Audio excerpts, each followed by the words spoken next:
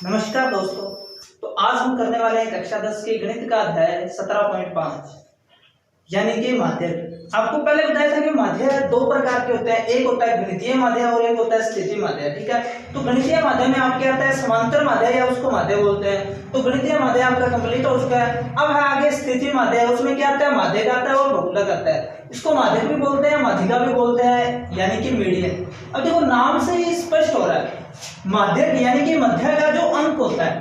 देखो यदि उदाहरण के लिए यदि आपको दे दे 1 2 4 5 6, इस प्रकार आपको व्यक्तिगत श्रेणी यानी कि चर x का मान दे दे। ठीक है, या तो ये अगर क्रम में ना हो तो इसको आरोही क्रम में लिखो या अवरोही क्रम में लिखो। ठीक है, तो कैसे निकालोगे, अगर आपको n बराबर विषम हो, n क्या हो आपके पास, विषम हो। देखो n यानी कि नंबरों की संख्या कितनी है, यहाँ पे 5 है। तो क्या करना है, जो मध्य का अंक है, मध्य का अंक कौन सा आ जाएगा, 4। ये क्या कहलाता है, आपका माध्यक कहलाता है। ये क्या कहलाता है, आपका माध्यक कहलाता है। तो जब n विषम हो तो इसके लिए क्या सूत्र होता है आपका, m यानी कि माध्यक को m से दर्शाते हैं, n + 1/2वां पद हो जाएगा। ठीक है, ये था पहला, जब n यानी कि पदों की संख्या विषम हो। इसी प्रकार यदि आपको सम दे दे, पदों की संख्या कितनी हो आपके पास, सम हो जैसे 1 2 4 5 6, उसके बाद में 7। ठीक है, यदि n बराबर पदों की संख्या क्या हो, सम हो। सम यानी कि जिसमें 2 का पूरा पूरा भाग जाता हो, सम स्थान हो। यहाँ पे 3 और 3 6, n बराबर कितना आपके पास 6। तो मध्य का अंक या इसको क्या बोलते हैं, माध्यिका। कैसे निकालोगे आप, जो बीच वाले देखो उसमें तो आपने क्या किया, 2 इधर छोड़ दिए 2 इधर छोड़ दिए, बीच वाला अंक हो गया। लेकिन इसमें अगर आप 2 इधर छोड़ते हो 2 इधर छोड़ते हो, बीच में 2 अंक बच गए ना, इन दोनों का क्या कर लो आप, योग कर लो। बीच वाले दोनों अंकों का क्या कर लो, योग कर लो, और 2 का क्या कर दो, भाग दे दो। 5 और 4 कितना हो जाएगा, 9। तो कितना आ जाएगा, 2 चौके 8 2 5 10, यानी कि 4.5। तो इसका सूत्र इससे क्या बन जाएगा, n/2, यानी कि n यहाँ पे कितना है, 6 का आधा 3, यानी कि तीसरा पद, प्लस में n/2 + 1वां पद, और किसका भाग देना आपको, 2 का भाग देना है। ठीक है, तो समझ में आ गया होगा। देखो जब आपको विषम स्थान दे दे तो आपको बीच वाला संख्या लेनी है, यानी कि अगर 3 इधर है तो 3 ही आगे छोड़ना है, बीच वाला अंक। अब इसमें 2 इधर है बाईं तरफ और 2 आगे है, तो बीच वाला अंक क्या कहलाएगा, आपका माध्यक हो जाएगा। इसका सूत्र होता है n + 1/2। इस प्रकार में निकाल सकते हो, यानी कि 5 है, ये 5 में 1 जोड़ा 6 में 2 का भाग दिया, तो तीसरा पद कितना आपके पास, 4 है। इसी प्रकार यदि आपको सम स्थान दे दे, पदों की संख्या क्या हो आपके पास, सम हो, यानी कि यहाँ पे 6 स्थान है। तो कैसे करोगे आप, सबसे पहले आरोही या अवरोही क्रम में लिखते हैं। ठीक है, संख्याओं को ये तो आपको क्रम में दिए हुए हैं। यदि 7 पहले होता तो आप इसको सही करना होता है, इसको आरोही क्रम में लिखते हैं। ठीक है, उसके बाद देखते हैं, देखो 2 इधर छोड़े 2 इधर छोड़े, बीच वाले अंक तो 2 बच गए, दोनों का क्या कर लो, योग कर लो, 2 का भाग दे दो, तो 4.5 आपका क्या आ जाएगा, माध्यक आ जाएगा। इसके लिए सूत्र क्या बन जाता है, n/2 +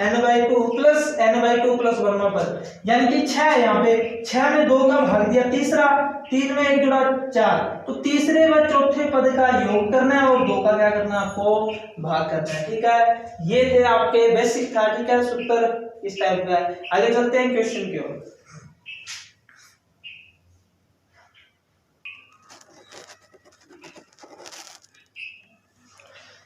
अब देखो आपका नेक्स्ट क्वेश्चन नंबर 1 आपको दे रखा है व्यक्तिगत श्रेणी में, यानी कि सिर्फ चर x का मान दे रखा है। तो इसका आपको क्या याद करना है, माध्यक याद करना है। तो सबसे पहले आरोही क्रम में व्यवस्थित करने पर, आरोही क्रम में लिखने पर, यानी कि सबसे पहले छोटा अंक आएगा। तो इसमें सबसे छोटा अंक वो कितना है आपके पास, 13 है। उससे बड़ा आपके पास है 19, उसके बाद में है 20, उसके बाद में आपके पास 25, फिर 26,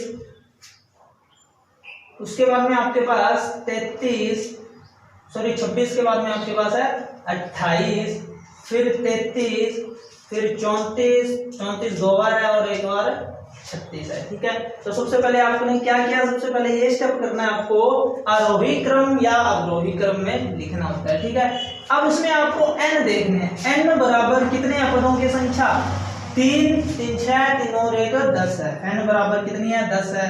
तो माध्यिका क्या हो जाएगी, देखो 10/2 यानी कि n/2 प्लस n/2 प्लस 1 वहां पर और बटा में किसका भाग देना, आपको 2 का देना है। ठीक है, यानी कि 10/2 प्लस में 10/2 प्लस 1 बटा में 2, यानी कि 5वां 2 का भाग दिया 5, 5वां पद प्लस में 6ठा पद और 2 का क्या करना है, आपको भाग देना है। ठीक है, तो 5वां पद कितना है, आपको जो रविक्रम में लिखा उसमें देखना है कि ऊपर वाले में, तो 5वां पद कौन सा आपके पास 26 और आगे वाला कौन सा है 6ठा 28 और बटा में 2, तो कितना आ जाएगा आपके पास 54 आ जाएगा और बटा में 2 तो कितना आ जाएगा आंसर आपके पास 27 आ जाएगा। ठीक है, अगर सूत्र याद ना रहे तो आपको तरीका बताया हुआ, देखो क्या करना है आपको, आपके पास 10 है, अंक कितने आपके पास 10 है, देखो बीच के अंक अगर आपने 4 इधर छोड़ दिए, 4 इधर वाले छोड़ दिए, ठीक है,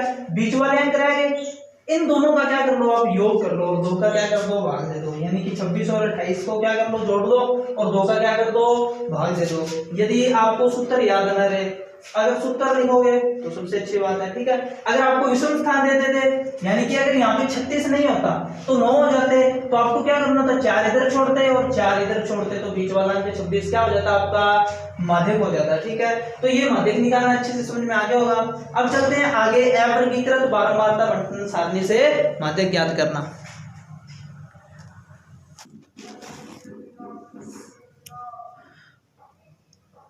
अब देखो आपका नेक्स्ट क्वेश्चन, क्वेश्चन नंबर 3, एक कक्षा के विद्यार्थियों के प्राप्तांक निम्न सारणी में दिए हैं, माध्यक ज्ञात करना है। यानी कि पहले आपको सिर्फ व्यक्तिगत श्रेणी दी हुई थी, यानी कि चर x का मान दिया था, तब आपको क्या करना था, उसमें पदों की संख्या देखनी थी। यदि विषम है तो n + 1 बटा में 2, विषम है तो क्या करना था 9 + 1 10 और 5वां पद क्या होगा, बीच वाला आपका माध्यक हो जाता। अगर सम है तो बीच वाले दोनों पदों का योग करते थे और 2 का भाग देते थे।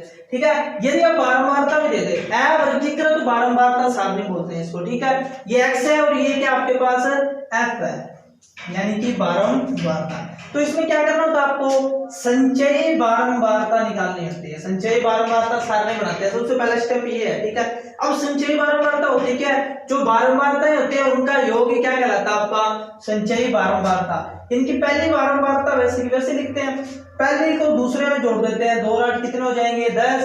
अब ये 10 आया, इसको तीसरी बारंबारता में जोड़ देते हैं, कितना आ जाएगा 26। 26 को आगे वाली बारंबारता 26 में जोड़ते हैं तो कितना आ जाएगा 52। 52 को आगे वाली बारंबारता में जोड़ते हैं तो 52 और 20 कितने हो जाएंगे 72। 72 और 16 जोड़ते हैं तो कितना हो जाएगा 88। 88 में 7 जोड़ा 95 और 95 में 4 जोड़ा कितना आ जाएगा 99। यानी कि इन सभी का योग, इसको क्या बोलते हैं सिग्मा एफ, या इसको एन भी बोलते हैं, क्या बोलते हैं एन, और कितना आ जाएगा आपके पास 99 आ जाएगा। ठीक है, कितना आ जाएगा आपके पास 99। पहला स्टेप ये आपको संचयी बारंबारता निकालनी है, सारणी बना ली। उसके बाद देखो n/2 यानी कि n कितना था आपके पास 99 था, तो 99 बटा में 2 का भाग दे देते हैं। ठीक है, तो 2 चौके 8, एक शेष रह गया 19 बन गया। उसके बाद 2 में 18, एक शेष रह गया 2 5 10, 49.5 से बड़ी, यानी कि कितना निकाल लिया आपने 49.5, तो n/2 से बड़ी संचयी बारंबारता के संगत चर x का मान क्या कहलाता आपका माध्यक कहलाता। देखो n/2 49.5 आपके पास। ठीक है, यानी कि संचयी बारंबारता, ये सारणी है संचयी बारंबारता की। इसमें देखो 49.5 से बड़ी, 26 है 49 से कम है और 52 क्या इससे बड़ी है, इसके संगत, इसके सामने आपको x का मान देखना है, कितना है आपके पास 30 है, यही आपका क्या कहलाता है 30 है। तो माध्यिका भी क्या हो जाएगी आपकी 30 हो जाएगी। ठीक है, माध्यिका कितनी हो जाएगी 30 हो जाएगी। तो सबसे पहले संचयी बारंबारता बनाते हैं। जो योग आएगा n/2 करना है, 49.5 आ गया। 49.5 या n/2 से बड़ी संचयी बारंबारता के सामने या संगत चर 49 से बड़ा है 52, 52 के सामने का जो x का मान है यानी कि 30 है, ये क्या कहलाता है आपकी माध्यिका या माध्यक कहलाता है। ठीक है, तो यहां तक आपको समझ में आ गया होगा। ये था अवर्गीकृत बारंबारता बंटन सारणी से माध्यक निकालना। ठीक है, तो बाकी जो इसके क्वेश्चन है बिल्कुल इसी तरीके पे है, तो आप इनको करके देखना। तो आगे वाले वीडियो में अपने करेंगे वर्गीकृत बारंबारता बंटन से माध्यक ज्ञात करना। ठीक है, तो आज के लिए इतना ही, धन्यवाद।